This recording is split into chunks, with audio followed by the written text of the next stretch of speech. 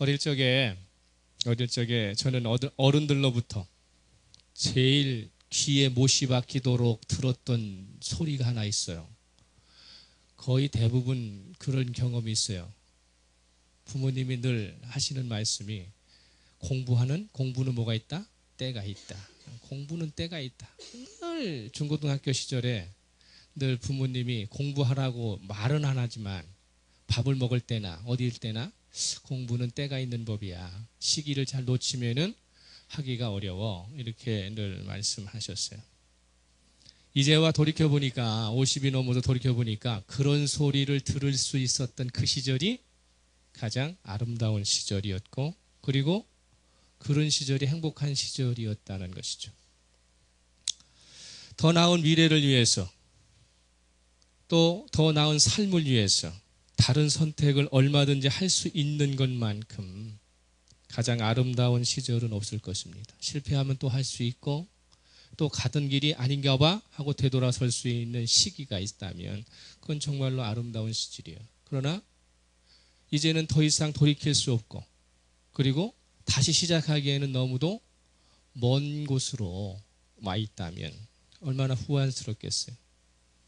어린 시절이 무한정으로 주어지지 않는 것이기 때문에 사람은 시기와 때를 놓치면 반드시 어떻게 합니까? 해도 후회, 안 해도 후회가 따르기 마련이라는 것이죠.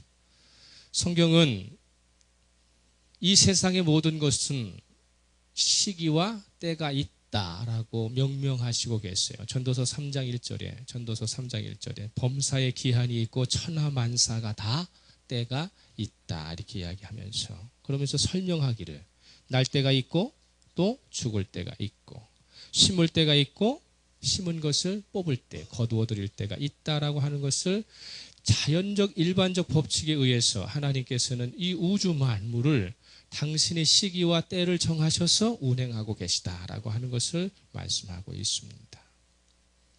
대체적으로 나이가 어리면 어릴수록 시간의 개념을 잘 모르죠. 그죠? 우리의 유치부 아이들도 저희들이 뭔 시간을 알겠어요. 배고프면 울고 싸면 우는 것이지 밥 먹을 시간이라고 해서 울고 똥 쌀 시간이라고 똥 싸는 게 아니잖아요. 그저 시간의 개념을 모르는 것이죠. 시기와 때를 맞춰 사는 것이 쉽지 않습니다. 그러다가 청장년 시절로 순식간에 우리들은 또 변해가고 우물쭈물하다가 장년기가 되고 노년기를 지나서 어떻게 되다 보니까 황혼기를 맞는 분들이 많다는 것입니다. 시간의 중요성을 깨닫지 못하고 있었을 때에 정말 시간이 뭐라는 것을 모르고 있은 어릴 때에는 빨리 커서 뭐가 되기를 원해요. 어른이 되었으면 좋겠다라고 하는 생각을 해봤습니다. 지금 와서 생각하면 그 어릴 때에 빨리 어른 되고 싶어 했다는 그것들은 우습기만 하고 망상에 불과했다는 것을 알면서도 어릴 때에는 어른이 되면 하고 싶은 것을 다 할 수 있을 거라고 하는 잘못된 생각들을 하게 되는 것입니다. 로빈 샤르마라고 하는 사람이 쓴 나를 찾아가는 여행이라고 하는 2001년도 책인데 거기에 빨리 어른이 되고 싶어하는 피터라는 아이에 대한 우화가 나와요. 나를 찾아가는 여행이라고 하는 심리학자가 쓴 책인데 어느 날 피터는 숲속을 거닐다가 한 할머니를 만나게 돼요. 그 할머니가 자상하게 황금실이 감겨있는 어떤 공을 하나 건네주면서 뭐라고 말씀하시느냐면 이건 내 인생의 실이란다. 이 실을 조금만 풀어도 시간은 금방 지나가지.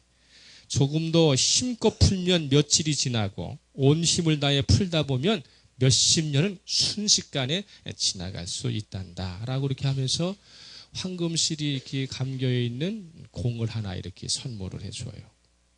피터는 그 황금실이 감겨있는 공의 위력을 금방 알게 되는데 학교에서 공부하고 숙제 안 해가면은 실을 잡아당기는 거야. 그럼 어떻게? 순식간에 집에 와 있는 거지. 네? 그러니까 자기가 필요한 시간으로 자꾸 땡겨 쓰기 시작을 하는 거예요. 그러니까 조금 더 당기니까 예쁜 여자친구가 있는 고등학교 시절이 돼버린 거예요. 거기에 이 위력에 실감한 이 피터는 아예 세게 그걸 공을 감겨 있는 걸 실을 풀었더니 과연 그 할머니가 말한 것처럼 수십 년을 건너뛰어서 고등학교 때 사귀었던 그 여자친구는 자기의 아내가 되어 있고, 그리고 자식들은 벌써 커가지고 독립을 준비하면서 자신의 머리는 하얗게 쇠어 있고, 그렇게 사랑하던 부모님은 벌써 쇠약해져서 자기 곁을 떠나려고 하는 그런 순간에 이르게 되는 것이죠. 요새 어바웃 타임이라고 하는 영화도 있지만 그거하고는 좀 다르지만, 이때 숲속에 만났던 할머니가 다시 찾아와서 피터에게 이렇게 묻습니다. 내가 건네준 특별한 선물이 마음에 드느냐고. 어른이 빨리 되고 싶었던 피터는 매우 특별한 경험을 통해 소원을 빨리 성취할 수는 있었지만 고개를 절레절레 흔들면서 그 실타래가 감겨있는 공을 할머니에게 건네주죠. 그러면서 이렇게 이야기합니다. 처음엔 호기심도 생기고 재미도 있었지만 이제 황금실이 감겨있는 이 공을 증오할 수밖에 없습니다. 이렇게 이야기해요. 내 인생을 즐길 기회도 주지 않고 눈 깜짝할 새에 인생의 중요한 시기가 훅 하고 나에게서 떠나갔기 때문입니다. 내 인생 속에는 슬픈 시절도 있고 기쁜 시절도 들어 있어야 하는데 나는 아무것도 경험해 보지 못했습니다. 결국 나는 삶이 내게 주는 선물을 모두 놓쳐버릴 수밖에 없었습니다. 이렇게 이야기하면서 시간을 마음대로 조정할 수 있는 특별한 선물을 포기했다는 것이죠. 전도서 3장 11절에서 13절로 다시 돌아가게 되면 하나님이 모든 것을 지으시되 때를 따라 아름답게 하셨고 또 사람들에게는 영원을 사모하는 마음을 주셨느니라. 그러나 하나님이 하시는 일의 시종을 사람으로 측량할 수 없게 하셨도다. 사람들이 사는 동안에 기뻐하며 선을 행하는 것보다 더 나은 것이 없는 줄을 내가 알았고 사람마다 먹고 마시는 것과 수고함으로 낙을 누리는 그것이 하나님의 선물인 줄을 또한 알았도다라고 이야기합니다. 그러면서 하나님께서 우리에게 주신 여러 가지 가운데 속에서도 살아가는 삶 동안에 기뻐하면서 선을 행하는 것보다 더 아름다운 삶은 없다, 이렇게 말씀을 하셨어요. 저와 여러분 오늘까지 주어진 그 많은 시간을 이미 사용하고 있었잖아요. 이미 사용했어요. 다시는 돌아오지 않아요. 어바웃 타임처럼 다시 가갖고 꿍 하고 나면 다시 옛날로 돌아갈 수 없지요. 각자의 인생을 통해 무엇을 그리고 얼마나 기뻐했고 만족하셨습니까? 앞으로 얼마나 많은 시간이 남아있는지는 각자 모르지요. 나에게 젊다고 앞으로 많은 시간이 남아있을 거라고 생각하는 것도 착각이고 나이 들었다고 얼마 남지 않았다고 생각하는 것도 착각이잖아요. 그러면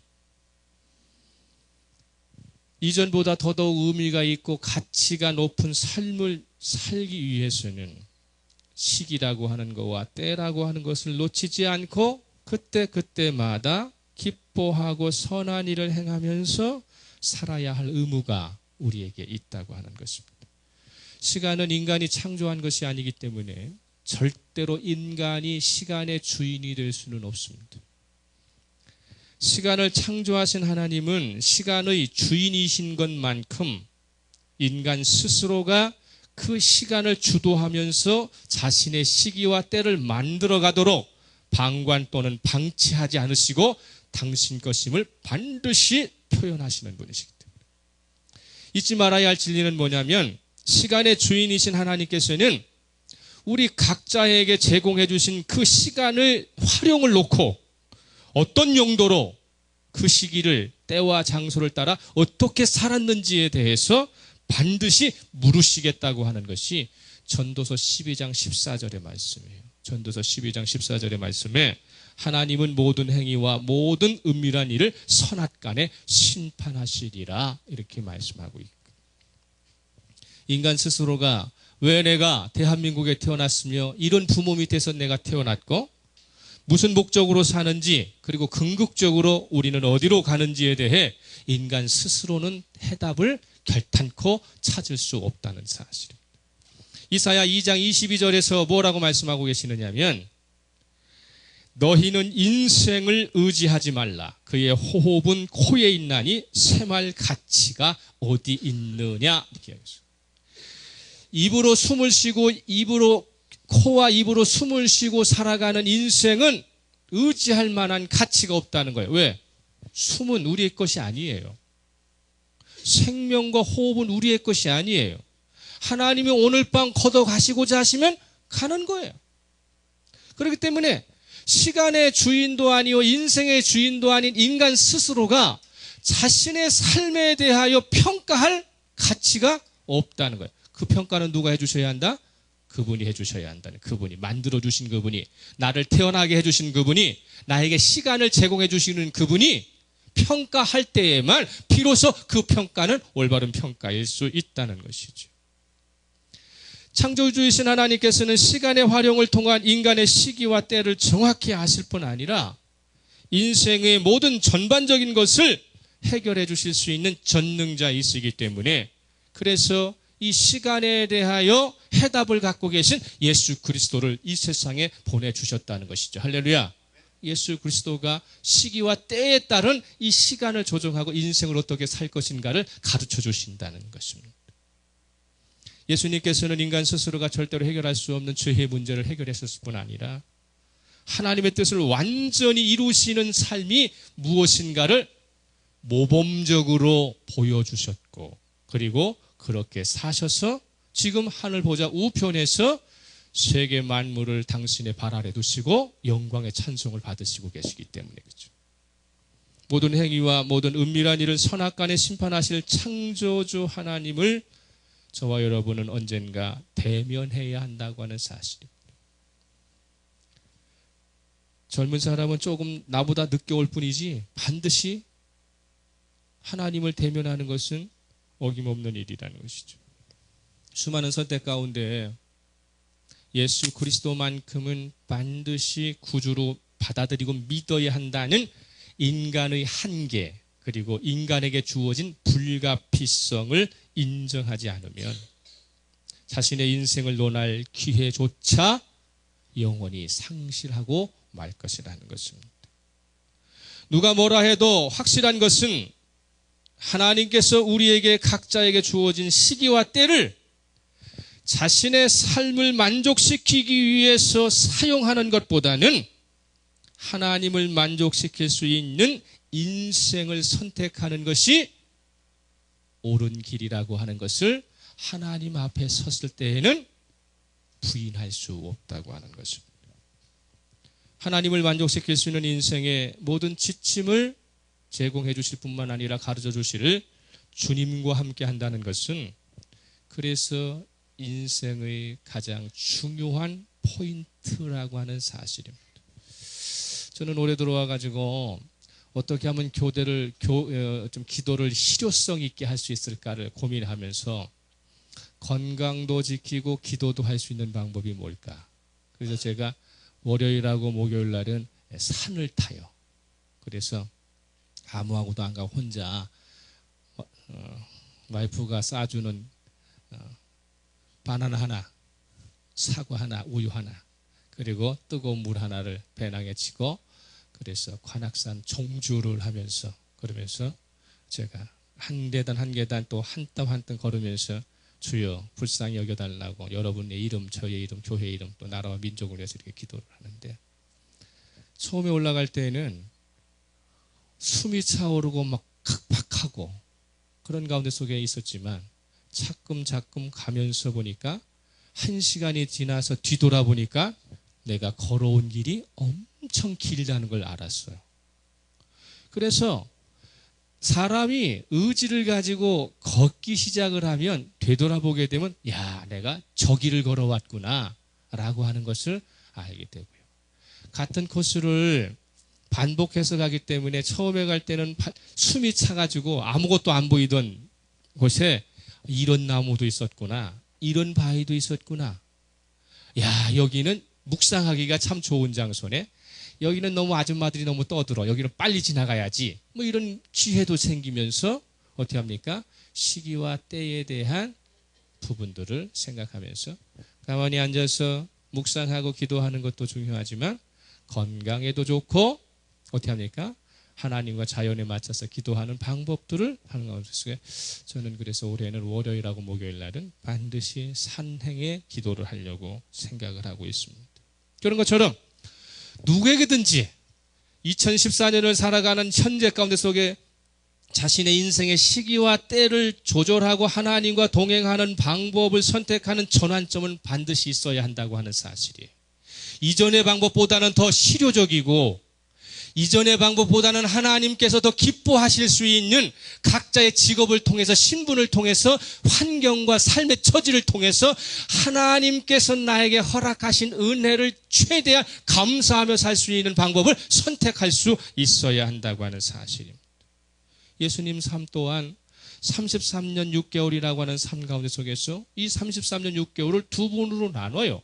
하나는 뭡니까? 30년이라고 하는 사생애와 3년 6개월이라는 짧디 짧은 공생의 기간으로 나뉘어서 그래서 예수님께서 이 세상에 오셔서 33년 6개월을 사셨지만 모든 사람들이 주목하고 모든 사람들이 거기에 집중하는 것은 30년의 사생활이 아니라 3년 6개월이라고 하는 공생의 기간 동안에 이분의 삶의 질이 어땠느냐를 따라 인류의 역사가 지금 바뀌고 있고 반전되고 있다고 하는 사실이죠.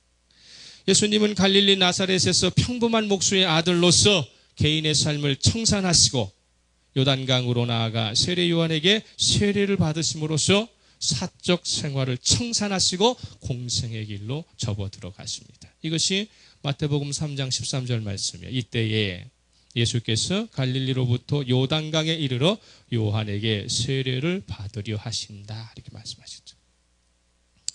요단강에서 세례 요한으로부터 새 시대의 시작을 알리는 세례를 받으신 예수님이 받으신 세례는 저와 여러분이 받는 보통 사람들이 받는 세례와는 특별히 구별될 수밖에 없지요. 왜냐하면 저와 여러분이 받는 세례는 내 죄를 씻기 위한 세례잖아요. 그러나 예수님의 세례는 무엇입니까? 자신의 죄를 씻기 위한 죄사함의 세례가 아니라 그 백성을 대신하시고 그 백성과 함께 하시기 위하고 그 백성을 위하여 받으시는 대속적인 세례이기 때문입니다. 한마디로 예수님의 세례 받으심은 평범한 목수의 삶으로부터 자기 목숨을 많은 사람을 위한 대속물로 주려는 메시아로서의 공적 삶을 시작하고 알리는 전환점의 계기로 삼으셨다는 것입니다. 어느 목사님이 강에서 교인들을 이제 훈련을 시키고 또 세례 교육을 시키고 나서 강에서 이제 세례를 베푸셨습니다. 세례를 받을 사람들이 목사님을 따라 강으로 들어가서 그래서 한 사람씩 세례를 받고 있는데 나머지 사람들은 강 주변에서 찬송을 부르고 그러면서 기도하고 있었습니다. 한 청년이 세례를 받으면서 기를 쓰고 오른손만을 물속에 넣기를 거부하는 거예요. 이 손만큼은 물에 잠글 수 없습니다. 목사님이 자꾸 이제 손을 다 몸을 다 넣으려고 하는데 오른손만 들고서 안 넣으려고 그러는 거예요. 그래서 목사님이 물었어. 도대체 왜 세례를 받으면서 오른손만큼은 물속에 안 넣으려고 이렇게 발버둥을 치느냐고. 그러니까 목사님, 저는 직업이 소매치기인데 이 오른손마저 물속에 넣어버리면 저는 뭘 해먹고 삽니까? 제 직업을 버려야 됩니다. 그래서 오른손만큼은 세례를 못 받겠습니다. 이랬다는 거예요. 예수님을 믿고 그분을 나의 구주로 영접하고 세례를 받는다는 것은 과거에 자기의 모든 것을 십자가에 죽이고 예수의 사람으로 거듭나는 것입니다. 할렐루야. 이 직업이 이러니까 이 직업만큼은 세례받으면 안 됩니다. 우리는 세례라고 하는 것을 너무도 추상적으로만 생각하고 있다고 하는 것이죠. 이 세례는 세상의 사람에서 하나님의 사람으로 거듭나는 표징이에요. 할렐루야. 그렇기 때문에 내가 세례를 언제 받았는가를 기억해야 하고 세례받는 순간 성령께서 나에게 어떻게 인쳐주셨는가를 기억할 때에 나의 사적 생활은 죽어버리고 예수 그리스도인으로서의 공적 생활이 세상에서 드러나야만 진정한 그리스도인이 될 수 있는 것입니다. 일반적으로 세례의 정의는 그렇죠. 첫째는 세례는 예수 그리스도의 죽음과 부활에 참여하는 것이고, 중생하는 것이고, 용서, 죄로부터 씻음받는 것이고, 세례를 통해서 성령 선물을 받는 것이고, 그리스도의 몸과 하나 되는 것이고, 세례가 받음으로써 하나님 나라의 백성된 표지를 드러내게 되는 것입니다. 세례를 받는 것은 그리스도 안에서 영적 새로운 출생을 공식적으로 공개적으로 인정하는 중요한 사건이고, 예전의 삶을 버리고 그리스도와 더불어 새로운 삶을 시작하겠다는 것을 만인에게 공개적으로 공포하는 행위입니다. 그래서 세례받음은 그리스도의 몸된 교회의 일원으로 되는 것에 머물지 않는 사적인 것으로 머물러 있는 것이 아니라 공적인 그리스도인으로 세상을 살아갈 수 있는 전환점이 되는 것입니다. 물론 우리도 작은 공동체이지만 아직 세례받지 못하는 분들이 있죠. 그러나 우리가 이전에 수십 년 전에 내가 세례받은 이 세례의 능력을 오늘 나는 어떻게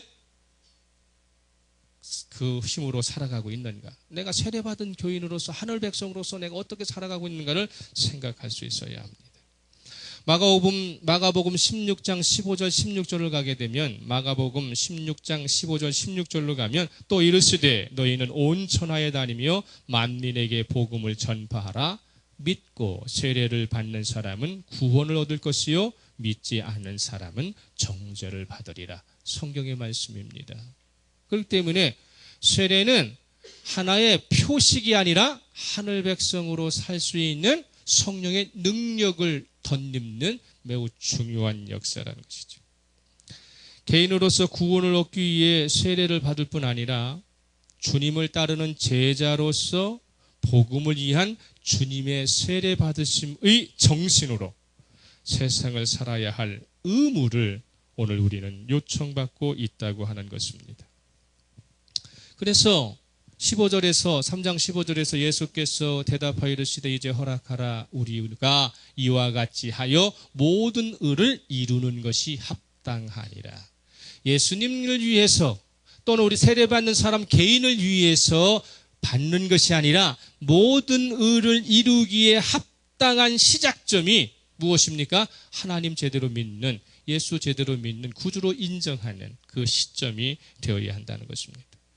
마가복음 10장 35절에 가게 되면은요, 마가복음 10장 35절 이하에서 뭐라고 말씀하고 있느냐면, 주님의 제자 중에 세베대의 아들인 야고보와 세례 요한이 아니라 사도 요한이 예루살렘으로 올라가는 도중에, 이제 마지막 사역을 마치시고 예루살렘을 마지막에 올라가는 도중에 예수님을 쫓아가서 이렇게 이야기를 합니다. 예수님이 마지막 예루살렘을 올라가시는 것이 세상적인 영광을 성취하시는 것으로 착각을 하고 오해를 했어요. 그래서 이 야고보와 요한이 예수님을 쫓아가 가지고 그러면서 자신들이 희생한 것과 공헌한 것에 대하여 보상받기를 원해서 이렇게 이야기를 합니다. 주님 예루살렘에 올라가셔서 영광을 취하면 나는 한 사람 어디로? 우편에, 하나는 좌편에 그렇게 앉혀서 저희들을 귀하게 써주십시오. 이렇게 이야기를 해요. 네, 주님께서 그 얘기를 들으시고 마가복음 10장 38절에서 뭐라고 말씀하시느냐면, 마가복음 10장 38절에서 예수께서 이르시되 너희는 너희가 구하는 것을 알지 못하는도다. 내가 마시는 잔을 너희가 마실 수 있으며 내가 받는 세례를 너희가 받을 수 있느냐, 이렇게 물으셨다고. 그때 당시에 세례 요한, 사도 요한과 야고보는 이미 세례 받은 사람들이에요. 예수님도 세례 받고 있습니다. 그런데 여기서 내가 받는 잔을 너희가 받을 수 있고 내가 받는 세례를 너희가 받을 수 있느냐라고 묻는 것이죠. 예수님께서 받으시는 세례는 고난의 대속적 길을 가고자 하는 결심 순종의 행위가 담겨있는 거룩한 예식이셨기 때문에, 그래서 예루살렘으로 올라가시는 그 길은 거룩한 삶을 이루시기 위한 마지막 길이셨지 세상적 영광을 취하는 길이 아니었기 때문에 잔과 세례를 다시 받을 수 있느냐고 묻는 것이죠. 그리스도인이 된다고 이야기할 때, 저는 그리스도인입니다, 저는 예수 믿는 사람입니다 라고 말을 할 때에 하나님의 뜻을 이루기 위해 시기와 때를 잘 구별하지 못하고 하나님의 뜻을 의중을 헤아리지 못하면 온갖 세상의 욕심을 성취하는 도구로 하나님을 이용하게 되는 것이죠. 자신의 신분을 잃어버리게 되면 하나님의 의중과 하나님의 뜻은 사라져버려요. 그리고 하나님이 나의 뭐가 됩니까? 수단이 되고 도구화가 되는 것입니다. 하나님을 이용하고 하나님을 도구화하고 하나님을 수단하는 사람들의 결국은 철퇴 맞는 것으로 끝나는 거예요. 이 부분을 우리가 깊이 생각해야 돼요. 성부 하나님께서는 세례를 받고 물에서 올라오시는 예수님을 향하여 하늘의 영광으로 화답을 하시죠. 그것이 16절 17절이에요. 3장 16절 17절. 예수께서 세례를 받으시고 곧 물에서 올라오실새 하늘이 열리고 하나님의 성령이 비둘기같이 내려 자기 위에 임하심을 보시더니 하늘로부터 소리가 있어 말씀하시되 이는 내 사랑하는 아들이요 내 기뻐하는 자라 하시니라. 이렇게 되어 있습니다. 순종과 헌신의 길을 가시고자 세례 받으시는 예수님께 성부 하나님은 아들의 사역을 위하여 성령 하나님을 이제 보내주시고 그러면서 사랑을 고백합니다. 이는 내가 사랑하는 아들이다. 그리고 무엇을 선포하십니까? 이는 나의 기뻐하는 자이다 라고 기쁨을 선언해 주시죠. 사랑하는 자, 하나님을 기뻐하게 하는 자, 얼마나 우리가 소원하는 것입니까? 저와 여러분의 인생에 하나님의 사랑이 넘치시기를 그리스도로 축복합니다. 우리의 인생을 보시기에 좋으셔서 기뻐하시기를 그리스도로 축복합니다. 그런데요, 문제는요, 그 후에 예수님께서 세례를 받으시고 하나님께서 사랑하는 아들이라고 사랑을 고백하시고 기쁨하는 자라고 기쁨에 대한 선포를 하신 후에 예수님이 가시는 그곳은요, 4장서부터는 어떻게 됩니까? 부귀와 영화가 가득한 낙원이 아니라 광야였다는 사실입니다. 왜 하나님께서는 사랑하는 아들이시며 당신을 기쁘게 하시는 예수님을 세례 받으신 후에 낙원으로 인도해 주시는 것이 아니라 광야로 보내주시는지, 왜 광야로 가셔야 하는지에 대해서 정말로 진정으로 깨달을 수 있어야만 2014년을 이전과 같이 소비하고 허비하지 않고 하나님이 예정하신 복된 시기와 때를 구별할 수 있고 능력의 삶을 살아갈 수 있다고 하는 사실입니다. 마가복음 1장 12절에서는 좀 더 과격한 표현을 쓰고 있어요. 마가복음 1장 12절에서는 성령이 곧 예수를 광야로 몰아가시니라. 등을 떠밀어서 몰아가셨다라고 이렇게 마가는 표현을 하고 있거든요. 1장 12절에서. 예수님께서 성령과 함께 하실 사역 그리고 광야의 시험받음 사이에는 아주 밀접한 관계가 있기 때문이라는 것입니다. 구약의 이스라엘 백성들이 출애굽 사건에서 보여준 것처럼 애굽에서 떠나 이제 자유로운 삶을 살 거라고 생각하고 그 길을 가는 도중에 누가 지쳐 들어와요? 애굽의 군사들이 지쳐 들어왔을 때에 이스라엘 백성들은 어디에 갇혀요? 홍해 앞에 갇히죠. 홍해 앞에 갇힙니다. 하나님께서는 모세를 통해서 홍해를 갈라주시죠. 사도 바울은 이 홍해 건너을 이스라엘 전 민족이 무슨 받은 사건이다? 세례받은 사건이라고 고린도전서에서 신학적으로 해석을 하고 있어요. 그래서 출애굽 사건에서 홍해를 건너는 동시에 그들이 들어선 땅이 무슨 땅이라고 했어요? 광야의 땅이었던 것처럼 예수님께서 세례를 받으심과 동시에 40일을 금식하셨고 광야에서 금식 중에 사단에게 시험 받으시는 것은 그의 생애와 우리의 인생은 무엇을 기다리고 있다? 우리의 인생 앞에는 낙원이 기다리고 있는 것이 아니라 광야가 기다리고 있다고 하는 것을 먼저 보여주시고 그 광야 안에서의 우리의 삶을 하나님이 지켜주심을 통해서 내가 백성됨을 다시 드러난 뒤에 그 다음에 당신께서 어디로? 낙원으로 우리를 이끌어 가신다고 하는 사실입니다. 광야의 시험은 성도로 하여금 하나님의 일을 생각하지 못하도록 방해하고 세상의 일에만 집중하고 생각하도록 하는 사단의 교묘한 방해 전술의 서막에 불과해요. 서막에.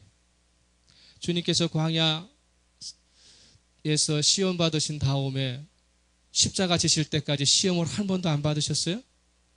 주님께서 광야의 시험을 극복하신 후에도 어떻게 됩니까? 예루살렘의 종교 지도자들에게 시험을 받으시고 친족들에게 시험을 받으시고 고향에서 고향 사람들에게도 시험 받으시고 제자들로부터 심지어 수제자인 베드로는 물론 빌라도 앞에서 마지막 십자가 선상에서까지 사단의 시험은 계속적으로 끊임없이 찾아왔다고 하는 것입니다.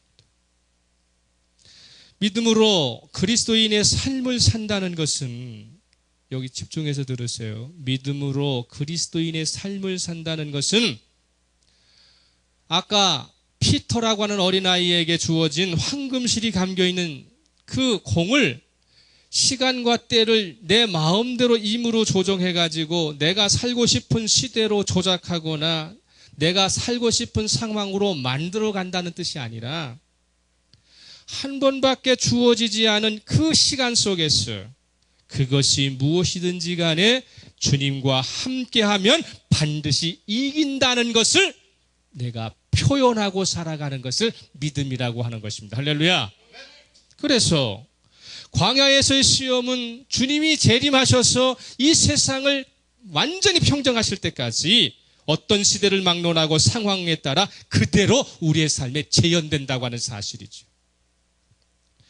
제자의 길에 닥치는 수많은 시험들이 있습니다. 이를테면 환난과 핍박뿐 아니라 세상의 염려와 재리의 유혹 및 속임수, 기타 욕심으로 인한 시험은 성도가 예수님을 포기할 때까지 사단은 계속 성도에게 요구할 것이라고요. 이거 기억해야 해요. 사단은 성도가 예수님을 포기할 때까지 계속적으로 시험을 통하여 방해하고 요구할 것입니다. 그렇다면 이 세상에서 하늘의 뜻을 가지고서 내 시기와 내 때를 만들기 위해서 몸부림치는 것이 아니라 하나님의 시기와 하나님의 때를 맞춰서 내가 하나님과 동행하는 삶을 통하여 견뎌내는 것을 보여줌으로 기독교라고 하는 그리스도인의 정체성을 잃어버리지 않는다면 그분은 여전히 우리에게 성령을 통하여 이기도록 역사해 주신다고 하는 사실입니다. 할렐루야. 2014년을 너무도 화려하게 계획하지 마세요.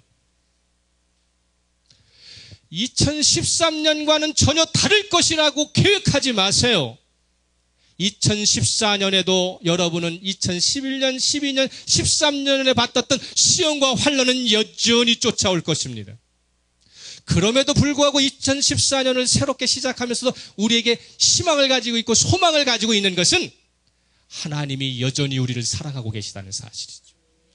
예수 그리스도께서 여전히 하나님 보좌 우편에서 우리의 이름을 부르시면서 간구하고 기도하고 계시고 성령께서는 불철주야 우리를 위하여 힘쓰시기 위해서 우리에게 손을 내밀어 주셔서 너 혼자 가지 말아라. 나의 손을 붙잡고 가라. 나의 이름을 부르라. 나에게 도움을 요청하라고 말씀하시기 때문에 여전히 내가 2014년을 살아갈 수 있는 힘은 나에게 있는 것이 아니고 하나님에게 있다고 하는 것을 믿고 나의 시기와 때를 내가 만들어가는 것이 아니라 하나님이 만들어 가실 수 있도록 순종의 손을 보이는 것이 우리가 해야 할 당연한 일이라는 것입니다. 할렐루야.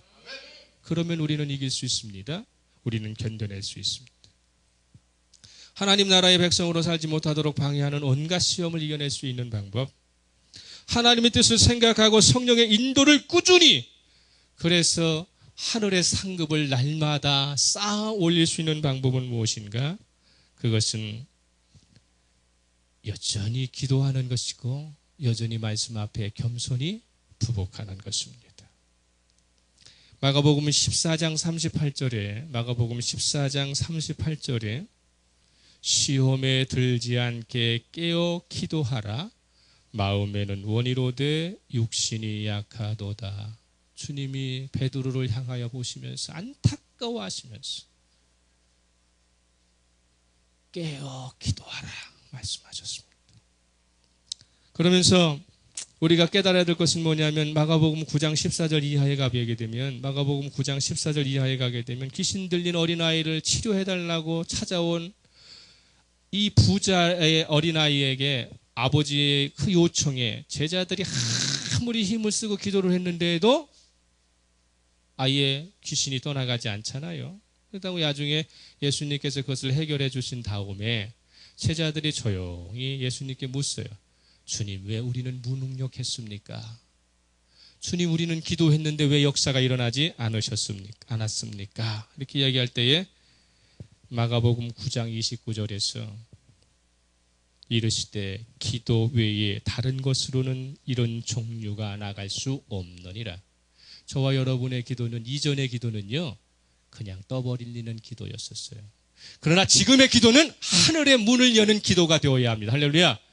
하나님이 살아계시다고 하는 확신과 신뢰를 가지고 있을 때에 나의 기도에 성령께서 역사하여 주실 것이라고 하는 신뢰를 보내면서 여전히 시험 들어있지만 여전히 고통 중에 있지만 여전히 아픔 중에 있지만 그래도 거기에 내 입을 열어 주를 향하여 찬송할 때에 주를 향하여 감사합니다라고 표현할 때에 역사는 반전되는 것이고 우리에게 삶은 역전되는 줄 믿으시기를 바랍니다. 마태복음 17장 20절로 가게 되면 뭐라고 말씀하시느냐면 마태복음 17장 20절에서는 너희 믿음이 작은 까닭이니라. 진실로 너희에게 이르노니 만일 너희에게 믿음이 겨자씨 한 알만큼만 있어도 이 산을 명하여 여기서 저기로 옮겨지라 하면 옮겨질 것이요 또 너희가 못할 것이 없느니라. 할렐루야. 2014년 하나님과 동행함으로 못할 것이 없는 한 해 되시기를 그리스도로 축복합니다. 예수님께서는 사역에 고비가 있을 때마다 기도하신 분이 아니라 따라합시다. 항상 기도하셨다. 항상 기도하신 분이 있습니다. 그러려면 어떻게 합니까? 24시간을 내가 기도하는 삶을 살려면 누가 깨어 있어야 돼요?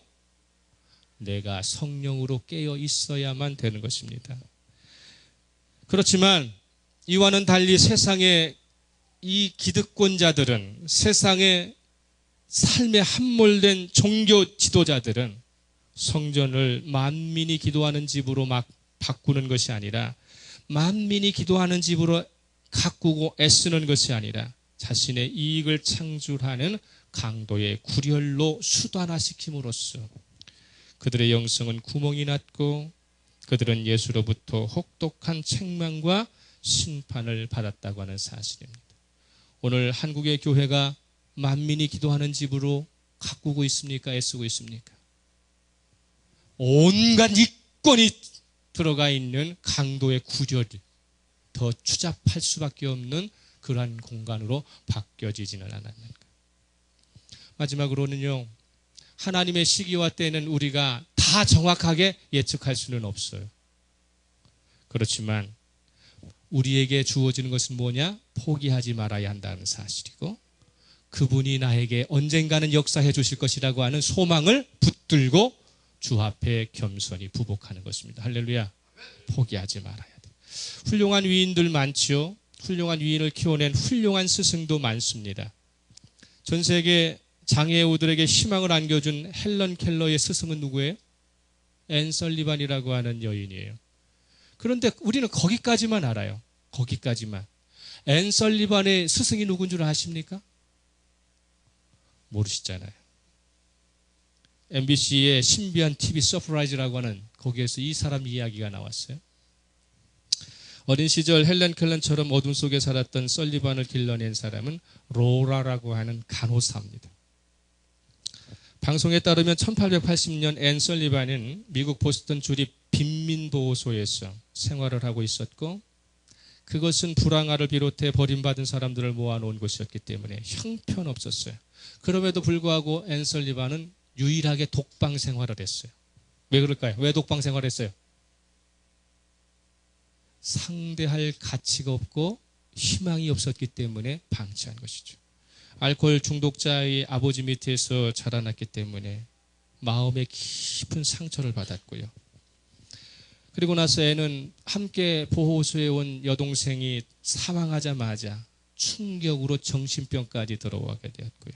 대인 기피증까지 보이다 보니까 난장판을 벌리고 날마다 사건 사고를 일으키니까 그렇게 어떻게 되겠어요? 보호소에서는 독방 처리를 하게 된 것입니다. 이때 은퇴를 얼마 앞두지 않은, 은퇴가 얼마 남지 않은 간호사인 로라라고 하는 여인이 앤을 주시하게 됩니다. 로라의 노력에도 불구하고 앤은 처음에는 쉽게 마음을 열지 않았는데, 로라가 이 아이를, 이 앤 설리반을 이렇게 관찰해 보니까 시력이 없다는 것을 알게 됩니다. 보지 못한다는 것을, 앤 설리반이. 그래서 자신의 집으로 데리고 가서 개인적으로 보살피고 양육하기 시작을 하죠. 앤을 사랑과 인내로 돌보기 시작한 로라는 곧이어 파킨슨이라고 하는 파킨슨 시각장애 학교에 앤을 입학시켰고, 늦은 나이에 장애학교에 입학해서 새 삶을 살게 된 앤은 로라의 도움으로 서서히 어떻게 합니까? 정상적으로 돌아오게 되죠. 그런데 그 로라가 나이가 많아서 사망을 하게 되죠. 절대적으로 의지했던 그 로라가 죽고 난 뒤에 앤은 다시금 절망에 빠지지만, 그렇지만 평소에 그에게 희망을 주고 사랑을 가르쳐 줬던 앤의 이 로라의 이야기를 앤이 잘 기억하고 극복해내면서 하나님께서는 안과 의사를 만나게 하시죠. 그래서 앤 설리반을 눈을 고쳐지게 해서 정확하게는 보지 못하지만 희미하게 앞을 바라볼 수 있도록 이렇게 만들게 됩니다. 그래서 공부 열심히 해서 최우수 학생으로 이 앤 설리반이 졸업을 하고 난 뒤에, 그리고 누구를 만나요? 헬렌 켈런을 만나게 되는 것입니다. 어둠 속에서 세상과 단절된 채 짐승같이 살았던 삼중고를 겪었던 헬렌 켈런을 만나서 그에게 훌륭한 삶을, 자기가 받은 사랑을 어떻게 합니까? 그대로 전달해 주는 것이죠. 장애를 딛고 역사적인 인물로 남겨진 헬렌 켈러의 뒤에는 앤 설리반이 있었고, 불치의 진단을 받았던 앤 설리반 뒤에는 세상에 이름조차 알려지지 않은 은퇴를 조만간에 앞둔 로라라고 하는 간호사가 있었다고 하는 사실입니다. 이렇도록 하나님의 역사에는 불가능하다고 모든 사람이 포기한 곳일지라도 내가 예상치 않은 사람을 통해서, 하나님께서는 예상치 않은 사람을 통해서 내 인생의 시기와 때를 찾아가 주시고 세상 밖으로 다시 살게 하시는 놀라운 능력을 갖고 계시다고 하는 사실입니다. 성도가 믿음으로 산다는 것을 가장 정확하게 드러내는 방법이 뭘까요? 내가 믿음으로 살고 있습니다 라고 하는 것을 가장 정확하게 드러내는 것은 무엇이냐면, 예수 그리스도께서 십자가에서 보여주신 그 삶의 방향과 나의 삶의 방향이 일치해야 한다는 것입니다. 십자가와 나의 삶이 일치되어 있어야 돼요. 어느 부분에 서 있든지 간에 방향이 일치되어 있어야 돼요. 그래서 어떻게 됩니까? 예수 그리스도의 십자가의 그 눈빛과 나의 인생의 눈빛이 어디서든지 초점이 맞추는 삶을 사는 것을, 그걸 뭐라고 얘기합니까? 믿음이다라고 이야기하는 것이죠. 예수 그리스도의 길과 내가 살아가는 길이 어긋나 있다면 절대로 이 세상에서 하나님의 시기와 때를 맞추는 것은 양립할 수 없습니다. 2014년을 어떻게 사시겠습니까? 이제 두 번째 주가 시작했습니다.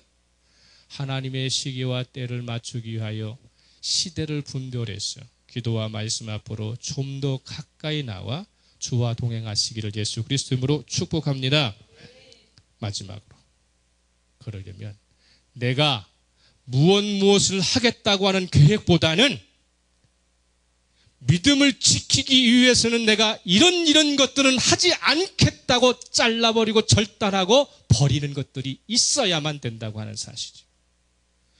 믿음에 소용없고 2014년 하나님과 동행하는 것에 소용없는 것은 과감없이 버리시기를 그리스도로 축복합니다.